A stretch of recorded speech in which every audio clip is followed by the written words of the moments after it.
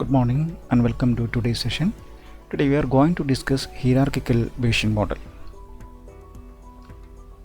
Our goal is build a model that can accommodate its submodels too.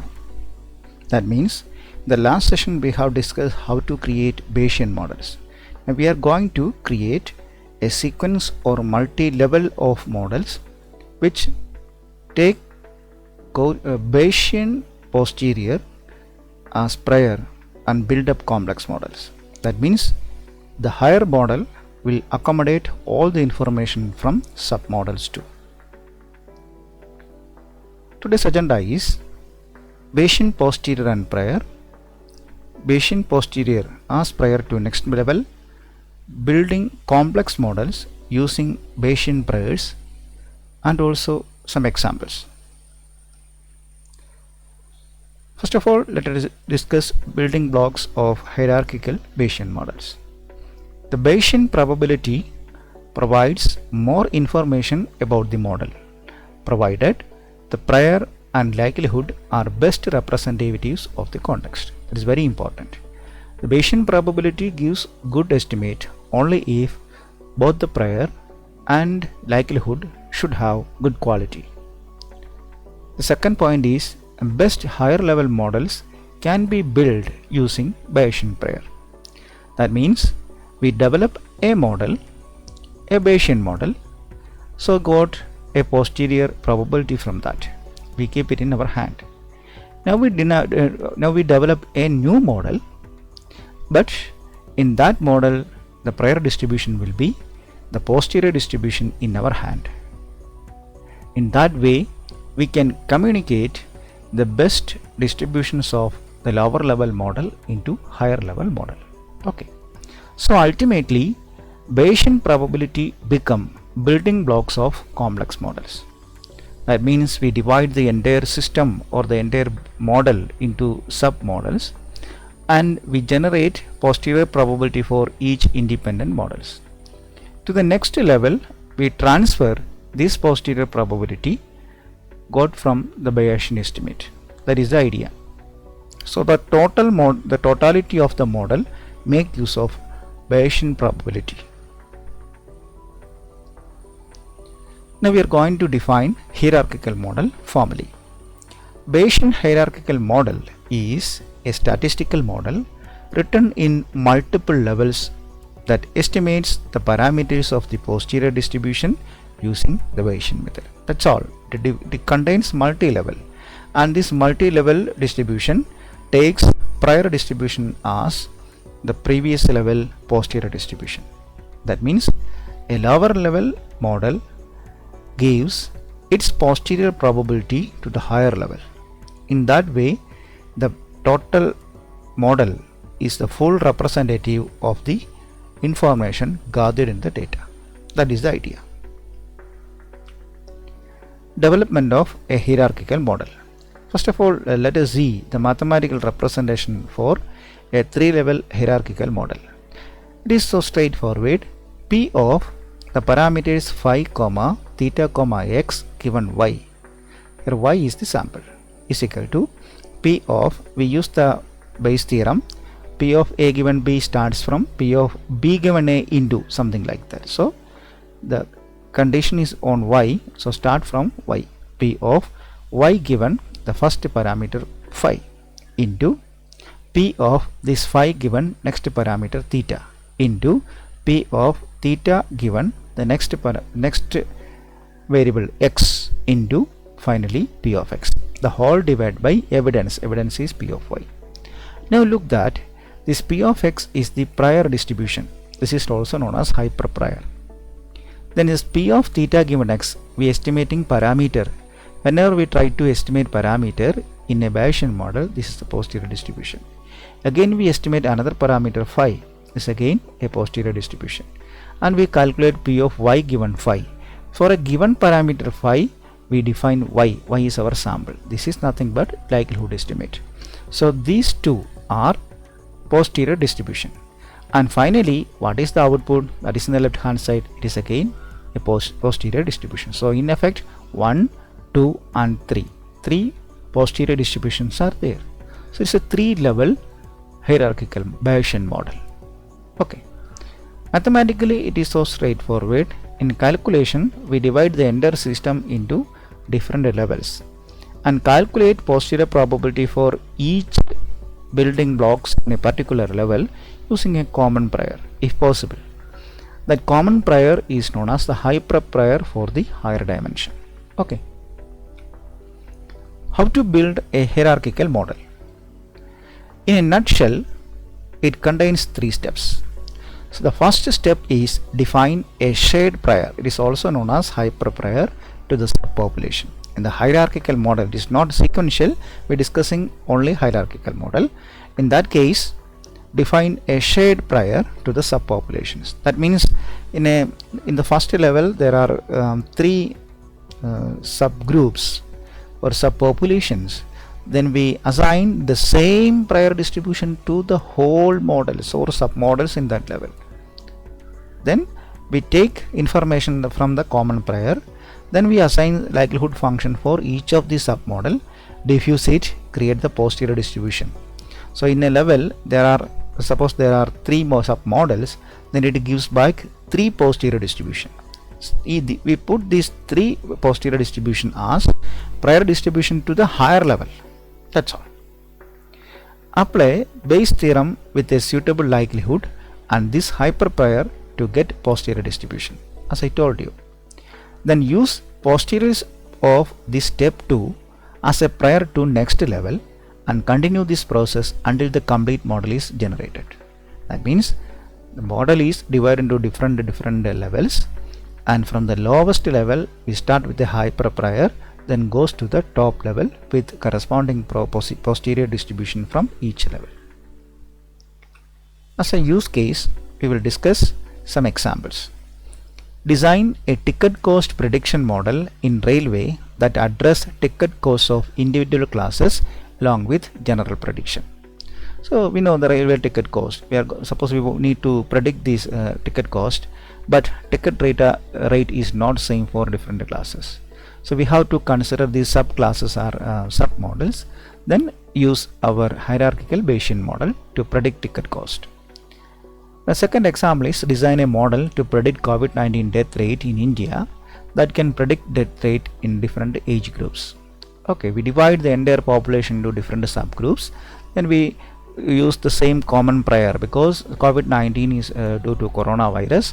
So the prior information we got from that health data, that is a prior distribution. So common prior distribution to all these subpopulations.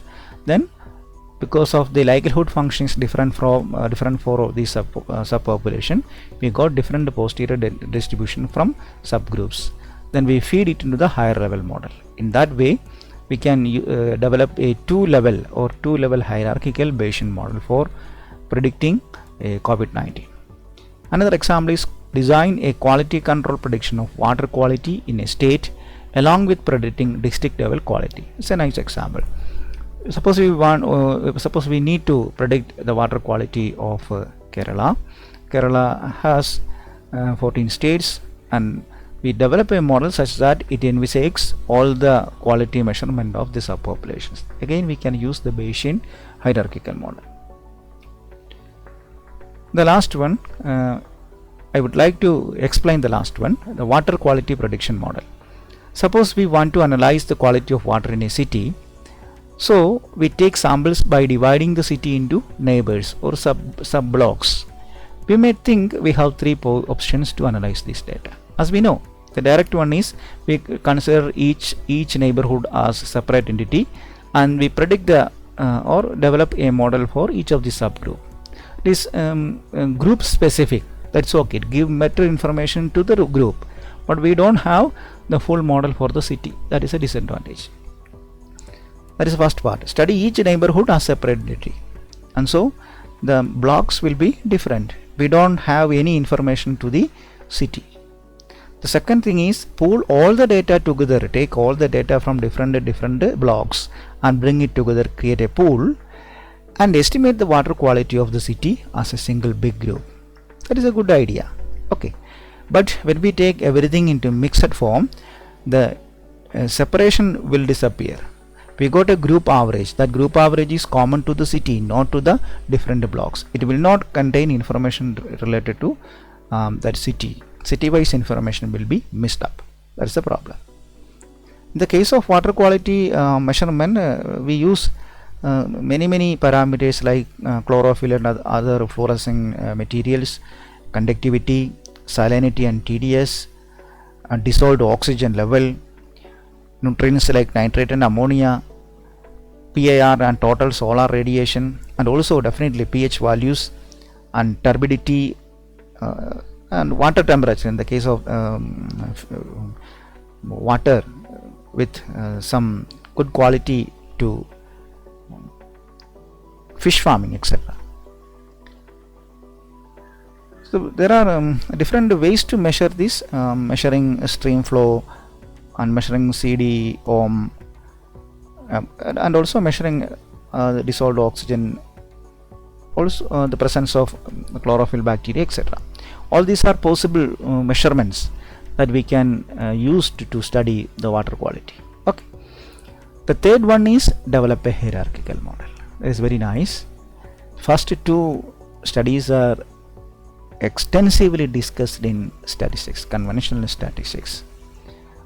Now we are going to develop a hierarchical model. That means we take different neighborhood as separate entity and take posterior from that neighborhood with a common prior using the water information.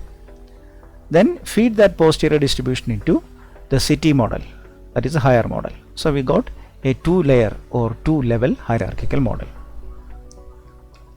Now this is a diagram that represents this two-level hierarchical model. This is the key idea. This is a prior distribution, the shade prior. How we develop this shade prior, that is very interesting. From our previous knowledge, previous literature, we know what is the mean pH level. For example, I consider only pH level now. pH level, mean pH level. It may ranges from 0 to 7, something like that, for example. So the lower bound is some 0 and upper bound is some 7. Then we are going to take a mean from this beta distribution. We know the lower level and upper level, and the value lies in between this lower level and upper level. From this I take the mean pH value, that is mu, mean pH value. And also there is a standard deviation. Mean and standard deviations are the common parameter to study a data. But no, standard deviation is always positive. We take positive standard deviation. And standard deviation sometimes is called sampling error. It should be normally distributed.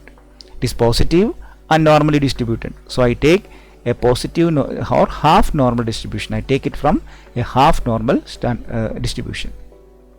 I repeat that. If a data is balanced and it is used to further analysis, provided the standard deviation or the sampling error should be normally distributed. But standard deviation should be positive and it should be normal. So I take half normal. Standard deviation is taken from half normal. That is mu sigma k. This 1 by sigma k is called k. That is the concentration factor. Sigma k is actually measure of spread, measure of variation. Then 1 by sigma is called the concentration factor. Why we are using this? We are going to discuss the water quality. Water quality cases, we need the pH concentration level, not the spread. So we take k or kappa. We are using kappa here. So 1 by mu into kappa as beta I and mu into k as alpha I. This mu k is alpha I, lower limit for next level, and 1 by mu into k as second level, beta I. See, we are using I here, lower level and upper level.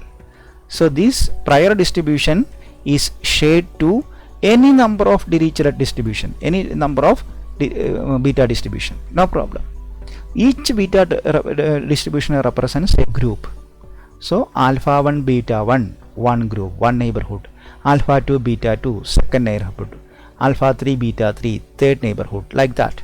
So we can divide the entire city, the water quality discussion of entire city, into different sub blocks. Each of them are represented by beta distribution, alpha 1 beta 1, alpha 2 beta 2, alpha 3 beta 3, etc. Then I choose the cities using a Bernoulli distribution.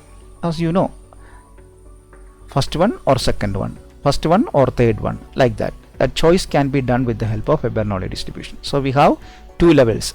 The first level is beta distribution for the subgroups, and this is the next group. We take, suppose here we have three neighborhood. I use alpha 1 alpha beta 1, alpha 2 beta 2, alpha 3 beta 3. From that three classes I create next level, that is city level, with the help of Bernoulli distribution. Okay, this theta is the probability. For the first group we got theta 1, for the second group theta 2, for the third group theta 3.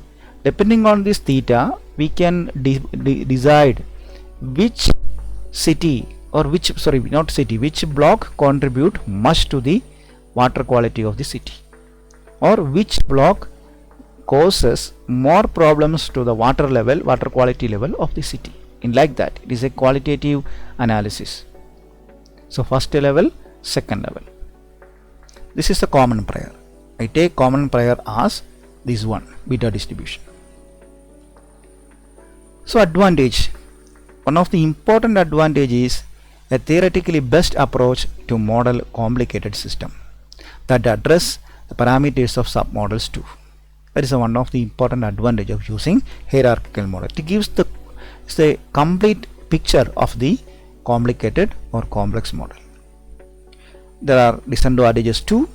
The first disadvantage is that this approach creates a lot of hyperparameters. Each submodels create more hyperparameters, and its fine tuning is practically difficult. So managing all these hyperparameters are not difficult.